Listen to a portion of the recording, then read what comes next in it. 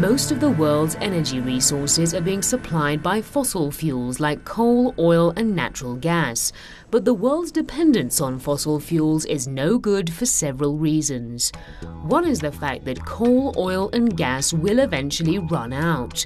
No one knows exactly when, but the US Department of Energy says we have roughly 104 years of fossil fuels left, and that's if global consumption stays the same, which it probably won't. It's been estimated that by the year 2020, world energy consumption will increase 50%. So it's a matter of decades before the world runs out of its main source of fuel. Another problem caused by burning up 350 quadrillion BTUs of fossil fuel a year is the release of a substantial amount of carbon dioxide into the atmosphere, which is contributing to global warming and the subsequent melting of the ice caps. And of course, air pollution threatens human health and that of the planet. The solution to all this is to find energy resources that are clean or green and preferably won't run out. Green fuel is something the whole world knows it will have to invest in sooner or later. And Iran is one of the nations trying to reduce its dependence on fossil fuels.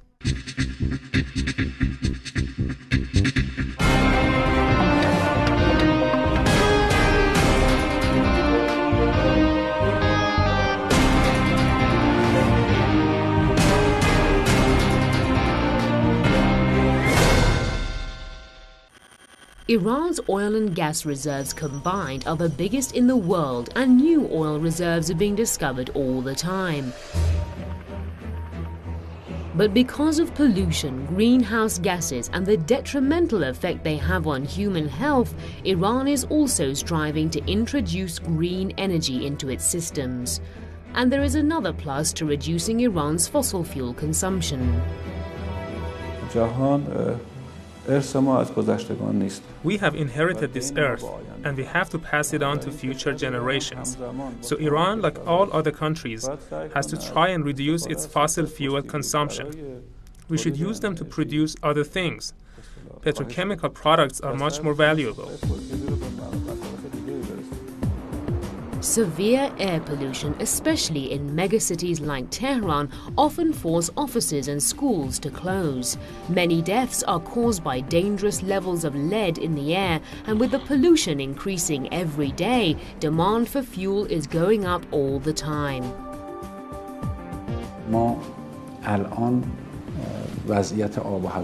A lot of the air pollution we see in big cities is created by fossil fuels. In fact, all of it is. It's because of the petrol and gasoline we consume, and in the winter the gasoline and such like we use to warm our homes. This pollution often brings our cities to a standstill and forces places to close.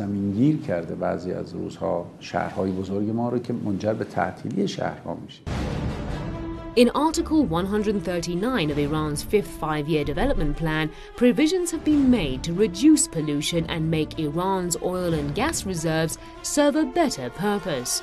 It's stipulated that by 2015, the country must have enough wind and solar power plants to produce 5,000 megawatts of electricity a year. And it's not just parliament and government that are turning to green energy. The Iranian people are also considering alternative energy sources. One reason is the subsidy reform plan, which started redirecting subsidies away from fuel in 2010. Every year, the Iranian government was forking out $100 billion for subsidies. Now that petrol costs nearly 10 times more than it used to, people are trying to be more energy efficient.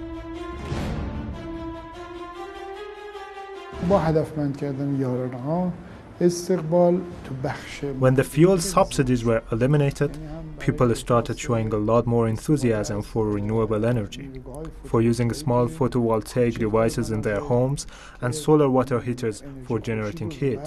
So we think with the increase in the price of fossil fuels, people will start using renewable energy more. One of the most influential factors has been the increase in the cost of fossil fuel.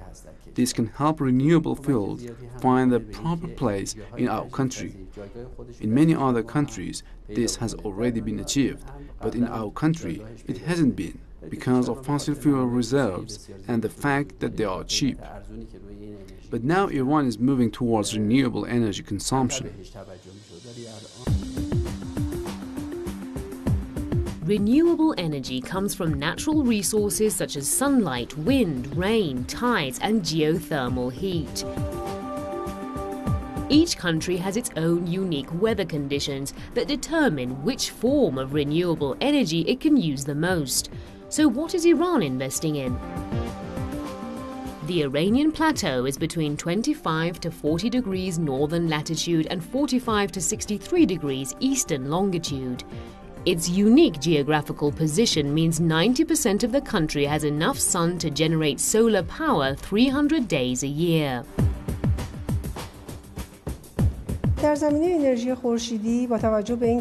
Iran is one of the countries that can benefit the most from solar energy in view of the fact that Iran has 3,100 hours of sunlight every year and 5,200 watt per hour per square meter of solar radiation every day.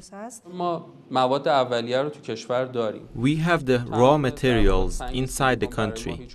It's easy for us to obtain the silicon rock, cut it, and get it to the stage where it can be made into panels. Solar energy plants are one way of using sunlight to generate the power the country needs. The Shiraz solar power plant that started operation in 2008 was part of the government's efforts to develop the technology needed for much bigger plants. The Energy Ministry and Shiraz University have cooperated very well.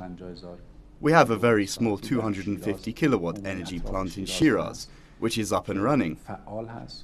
It's connected to the network and the electricity it's producing is being used. What's important about this little plant is that all the technology in it is domestically produced. It's all the result of close cooperation between the Energy Ministry and Shiraz University. We now have the technology and can start branching out across the country and take full advantage of the substantial solar radiation our country has.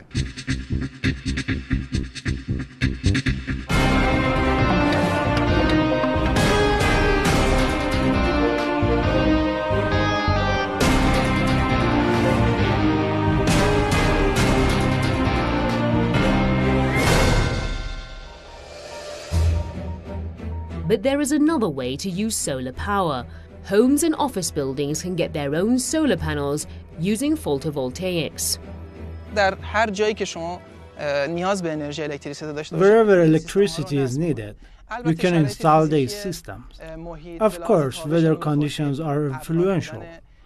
For instance, a cloudy sky or a lot of particles and air pollutants in the air can affect how much these devices can operate. But the fact that these systems can be installed quite easily and repaired and looked after without too much trouble makes them very attractive to buyers, and they are used a lot. Another of the numerous advantages of using solar power in Iran is the fact that it provides electricity to remote areas where only a handful of families live, and nomads.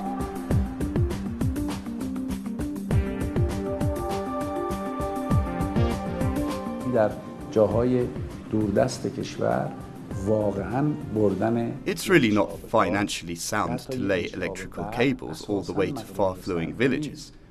Solar energy can provide those areas with all the energy they need, light, hot water. It's true that each unit of energy is more expensive, but if you have to think what they would be paying for that electricity to be brought to them, what it would cost to maintain those cables, in the long run, it's cost-effective.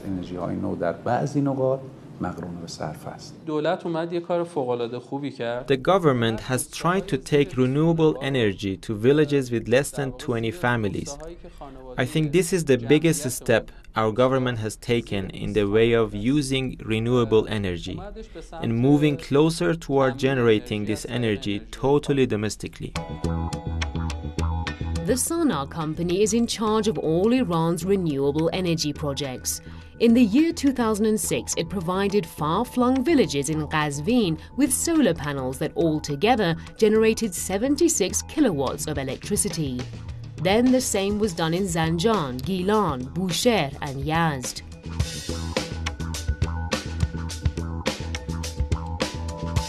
"11 solar energy projects are now operational across the country.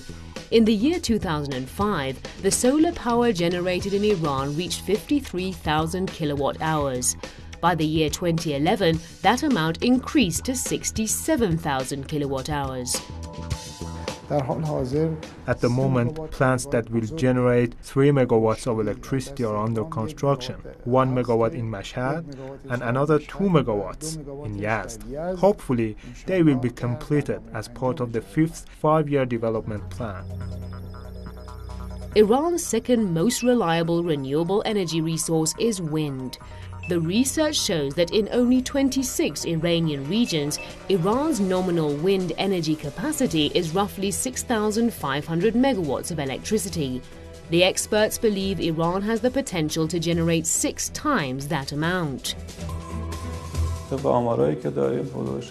The figures show there is the potential to generate 20 to 30 megawatts of wind energy in Iran. Our total energy consumption is 60 megawatts. So when we say 30 megawatts, it means half the energy we need can be generated using wind. Mr. Hamid Reza A'lam, the CEO of MAPNA's Renewable Energy Department, told us more about the group's activities.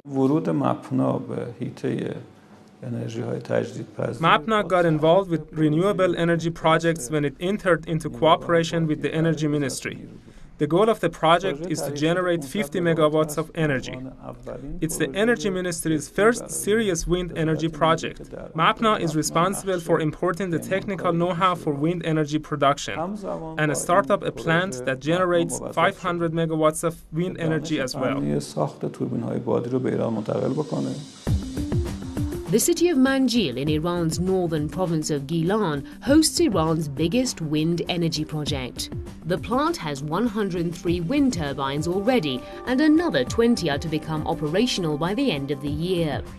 Manjil's turbines were all built by Iranian engineers. At the moment, Iran has a total of 163 wind turbines with an installed capacity of 92,470 kilowatts. Mr. Hamid Reza Lari, the head of Iran's Center for the Development of Wind Turbine Technology in Iran, told us how independent Iran is as far as this technology is concerned. One of the Energy Research Center's responsibilities is to execute national projects. Another is to develop the technology and know-how needed to design and build wind turbines inside Iran. And this is being done in a series of phases. At the moment, we are planning the construction of a 2 megawatt turbine. All the designing is being done by Iranian engineers, although we do consult with foreign experts so we can maneuver blind spots and increase the speed of construction.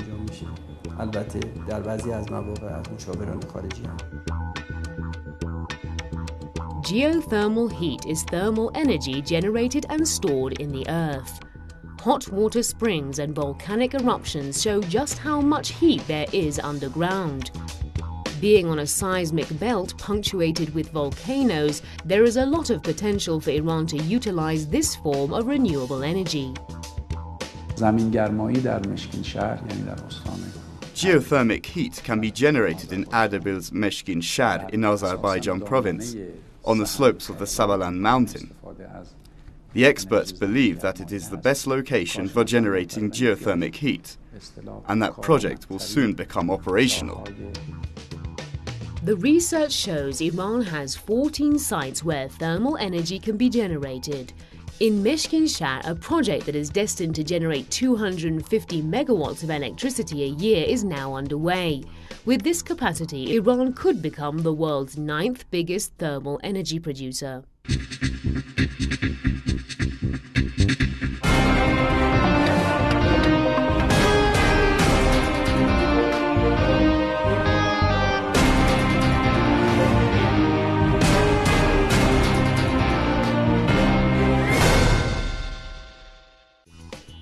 Iran is a country coping with severe economic pressure from Western nations.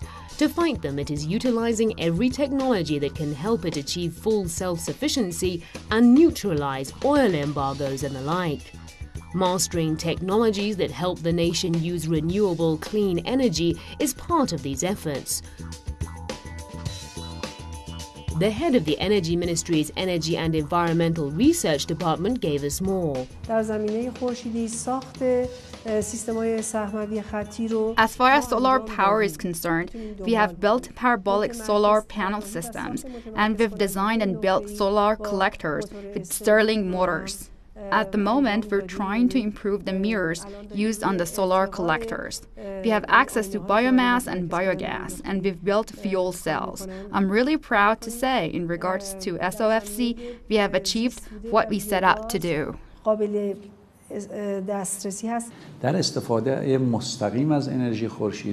the direct use of solar power, our energy is top-notch. We have no need to import anything. It's been tried and tested. To use solar cells, we need to top up our technology, but a lot of research has been done in Iran's industrial universities. We're on the right track. In the generation of wind energy, we are also nearing full self-sufficiency.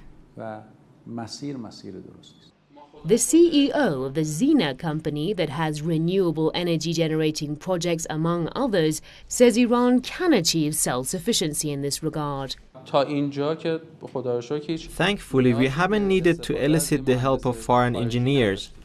For all the services it offers inside Iran and to neighboring countries like Iraq, Pakistan and Armenia, Zener sends Iranian engineers. The Iranian people still don't count on renewable energy the way they should. There are two reasons for that. One is that something like a solar panel, for instance, is still too expensive for people to buy. To solve this problem, the government is trying to encourage people to use renewable energy by offering them subsidies. This system still costs too much for ordinary people to buy and install in their homes. But the government is supporting us so we can raise awareness, develop this technology, and acquire the necessary expertise. We have many projects planned for the future, which will be all implemented. The goal is to manufacture all parts needed to build a fuel cell and make it possible for all government offices to use them.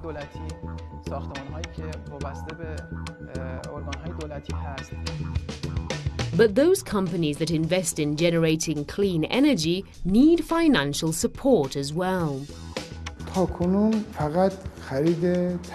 The government has guaranteed it will buy renewable energy for the next 20 years at a high price. That's a bonus. But I think, alongside that, those who invest in renewable energy have to be granted low-interest loans, so the technology involved can be developed. And one of our proposals to the government that is now being reviewed is that 20 riyals be added to the price of every watt of electricity generated via fossil fuel. That money will add up and can then be used to support the private sector, so we can increase our renewable energy capacity. There hasn't been the necessary government support, and prices are so high that it is not cost-effective for investors to use this form of electricity. The money they spend doesn't return fast enough. The government is helping a little. It buys the electricity generated by renewable energy sources at a higher price, but that hasn't been effective enough to attract investors. Another reason why people don't consider renewable energy is that culturally, people still haven't been programmed with the spirit of energy efficiency and terms like the carbon footprint. ما متاسفانه همون اطمینانی که در کشور چه در تولید کننده چه در مصرف The people's dependence on oil and gas, on petrochemicals and fossil fuel has slowed progress. In short, I can say that culturally, the nation is not fully on board when it comes to renewable energy. It's all going on the sidelines. But we are very hopeful that the new government and parliament will pay more attention to us and give a bigger share of the energy market to producers of renewable energy.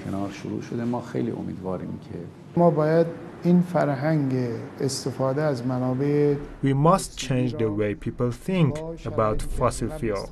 We must also establish an organization that's strong, not only as far as expertise is concerned, but financially as well, to promote the use of renewable energy across the country. At the moment, our organization is dependent on the country's electricity industry, and the budget we are given is always much less than what we need. Hopefully, the system will improve and funds will increase. The government has to up its support for producers of renewable energy. And I know that's part of the 5-year development plan that has called for the generation of 5,000 megawatts of electricity. The government has to approve laws related to the production of renewable energy and support domestic production and help producers offer energy at a more reasonable price. If our product is expensive, naturally it won't sell. Everything has to be in the customer's favor. When people install this device in their home, it has to give them electricity that is cheaper than energy produced with fossil fuel. For a country that has ample oil and gas reserves and is used to taking full advantage of them for exporting and domestic use, it might be a bit hard to go for renewable energy full tilt. Many of the developed countries of the world are still struggling to wean themselves off fossil fuel. Iran has started out on the road to clean, green, renewable energy, but the government will have to up its support if it wants to reach the goals set for 2015 in the 5th 5-year development plan.